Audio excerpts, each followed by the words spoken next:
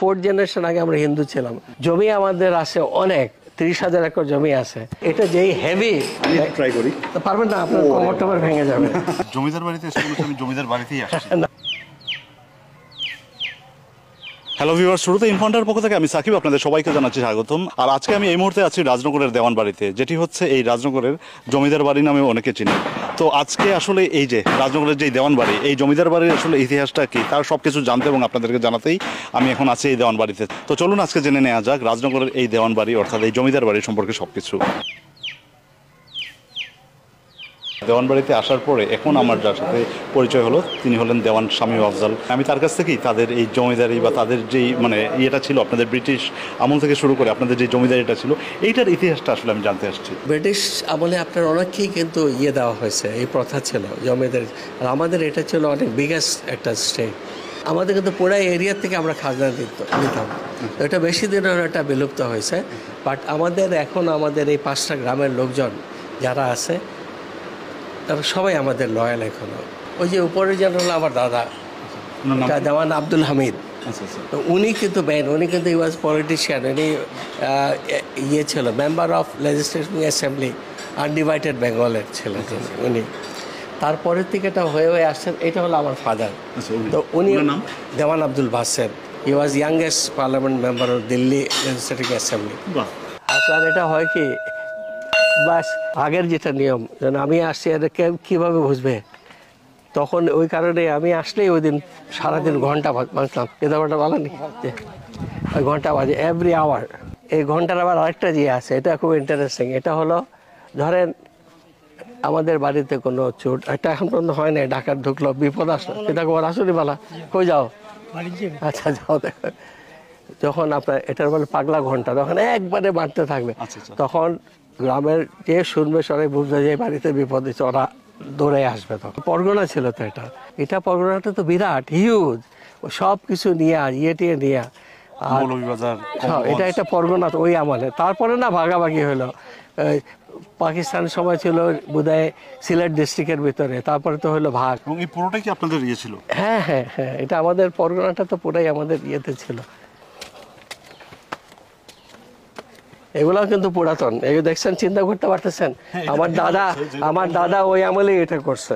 এইটা হলো উডেন, দুই সাইডে উড, আর মাঝখানে এটা ছিল আমাদের লাইব্রেরি। এখানে রেনোভেশন চলতেছে তো, আর এটা খুব সুন্দর। এখানে ইভিনিং এখানে যদি বসেন, মানে আপনার নাইস একটা সন্ধ্যার সময় বসলে ভিউটাই চমৎকার। হ্যাঁ, এটা খুব চমৎকার একটা ভিউ। দেওয়ান বাড়ির এই যে জায়গাটা এখন আমি দাঁড়িয়ে আছি, মানে এই জায়গাটা এটা বিউটিফুল চমৎকার একটা জায়গায় দাঁড়িয়ে আছি। মসজিদটাও কিন্তু পুরাতন। আপনাদের মসজিদটা কত বছর পুরাতন? এটা হচ্ছে এটার সাথেই, আচ্ছা, মানে একটু রেনোভেট করছি আমি। সন্ধ্যার সময় বসবেন, আর হয় এদিকে লোকজন শীতের সময় যায়। এটা ইন্টারেস্টিং। আমাদের গ্রামের বাজেটটা রাতে 2টা-3টা পর্যন্ত চলে। তাই নাকি? এটা আরো মজা। ওরা 3টার আগে কেউ বাড়ি ঘরে যায় না, 2টা-1টা, তখন এদিকে যাবে, এখানে বসলে এখান থেকে কই যাও, আমাদের সেলটে ওরা গল্প করবে, কি আনলা বাজার থেকে, বলে বড় মাছ পাইছি, এটা মানে খুব ইন্টারেস্টিং। ওই যে যাচ্ছে দেখেন না সব। আমাদের বাড়ির বাউন্ডারিটা হলো অ্যাকচুয়ালি ওই পার থেকে নিয়ে, এটা আমাদের ভিতরে। ওইটা এই পুরো পুকুরটাই তো আমাদের। হ্যাঁ, এই জন্যই এদিকে তো কারো অ্যাক্সেস নাই। কিন্তু আগে আমি বন্ধ করে দিলে তো ওদের কষ্ট হবে, ওই ঘুরে যেতে হবে।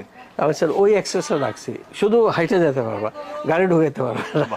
আমাদের ওই কমলা রানীর সাথে আমাদের একটা আছে লিঙ্ক। দাদা সুবিধা, আমরা তো 4th জেনারেশন আগে আমরা হিন্দু ছিলাম। আমরা জাবাদ সুবিধানেরই বংশ।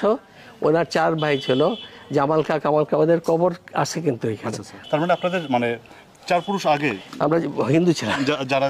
আমাদের এখনো অনেক ফ্যামিলি মেম্বার বলে আত্মীয় স্বজন ক্যালকাটায় আছে। আচ্ছা, ওদের সাথে বিয়ে শাদী হলে আগে ওরা আসতো, দাওয়াত দেওয়া হয়তো, ওরা আসতো। বাহ। তো এগুলা এখনো আমার আব্বা যতদিন ছিলেন ওইগুলো মেনটেন করছে সব। মানে এটা কি আপনার জানা আছে, মানে এই যে হিন্দু থেকে আপনারা কিভাবে ইসলাম ধর্মে আসলেন বা দীক্ষিত হলেন? হিন্দু থেকে কনভার্ট হওয়ার পরে আমার দাদা টাদা সবাই, পদ্দাদা টাদা, ওরা খুব রিলিজিয়াস হয়ে গেছিলেন, খুব বেশি রিলিজিয়াস মাইন্ডেড হয়ে গেছে। হয় না, কনভার্সন হওয়ার পরে তখন ওনারা কিন্তু ম্যাক্সিমাম মসজিদ, মাদ্রাসা এগুলোর উপর ওরা কনসেন্ট্রেট। তখন তো তাই ছিল, ওইরকম স্কুল তো ছিল না আপনার। এটা ছিল আমাদের কাছারি। হ্যাঁ, ওটা ওইভাবেই আছে, কিন্তু ওটা ওইরকম রেনোভেট করে নেই, খালি উপরে টিন দেওয়া হয়েছে।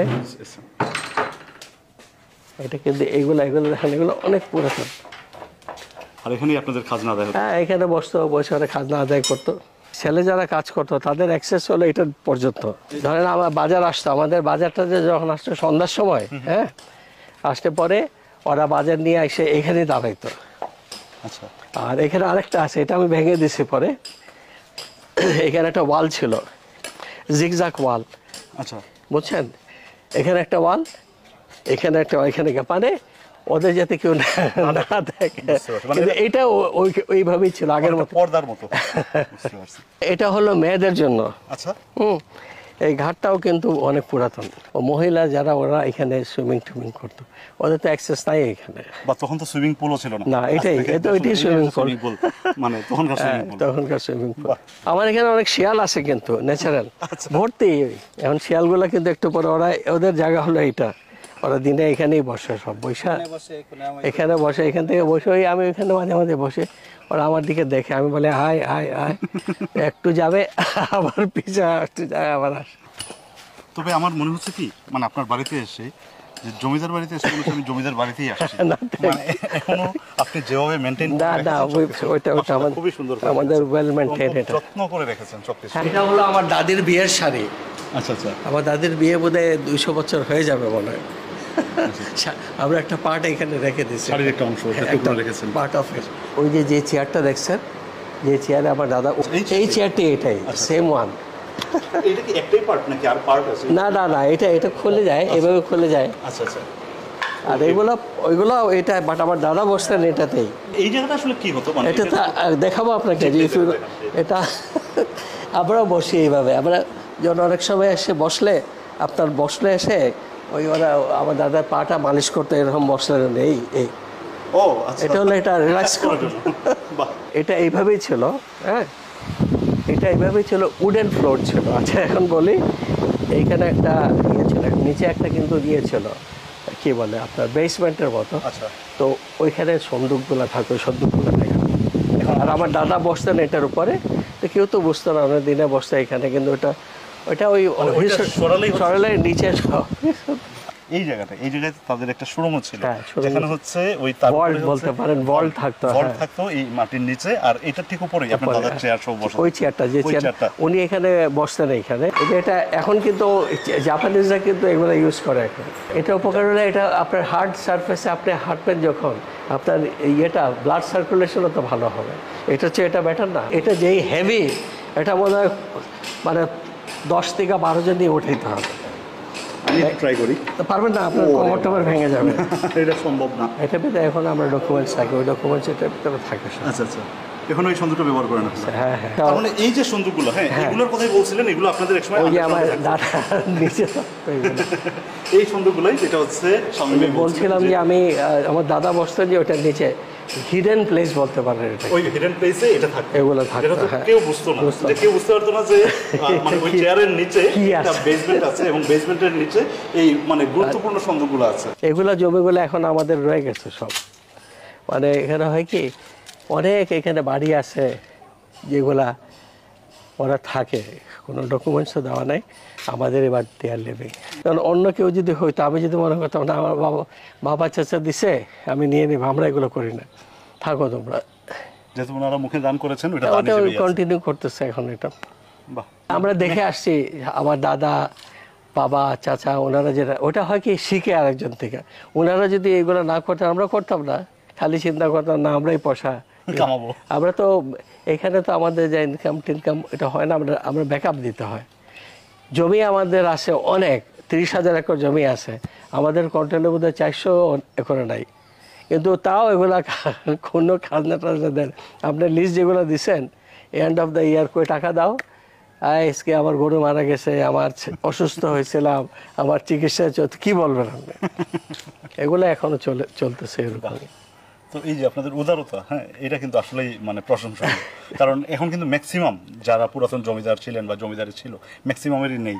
না, পাবেন না, বাড়ি খুঁজে পাবেন, হ্যাঁ, ম্যাক্সিমামেরই নেই। কিন্তু সেই জায়গায় আপনারা এখনো না, আমরা এটা আপনাদের সবার দোয়া, সবার ওই যে পিপলস ব্লেসিং বলে, মানুষকে ভালো করছি বলে মানুষ আমাদেরকে এখন রেসপেক্ট করে। যদি আমরা ওইভাবে করতাম তাহলে আমাদের করতেই পারতাম না এগুলো, কেউ আসতো না। আপনি তো একটু বসেন না, সন্ধ্যা হোক না, দেখ একটু পরে থেকে দেখবেন গেটের লোক বসা। আমার যদি মানুষের সম্পর্ক রাখে, আপনার এই বাড়িতে কেউ এসে পাও দিবে না, ওই তখনই অ্যাবান্ডন হয়ে যায় আস্তে আস্তে, তাই না? মানে মানুষের আশীর্বাদটাই সবচেয়ে জরুরি। হ্যাঁ হ্যাঁ, এটা সবচেয়ে জরুরি। হিন্দু মুসলিম সবই বলেন, সব। আমি পূজা মণ্ডপ বানিয়ে দিচ্ছি কয়েকটা এরিয়াতে বাহ। হিন্দুদের জন্য, জায়গাও দিয়ে দিছি। থলি বলে না, থলি দিছি আমি কয়েকটা করে আমাদের জায়গার উপরে এখানে থাক। বাহ।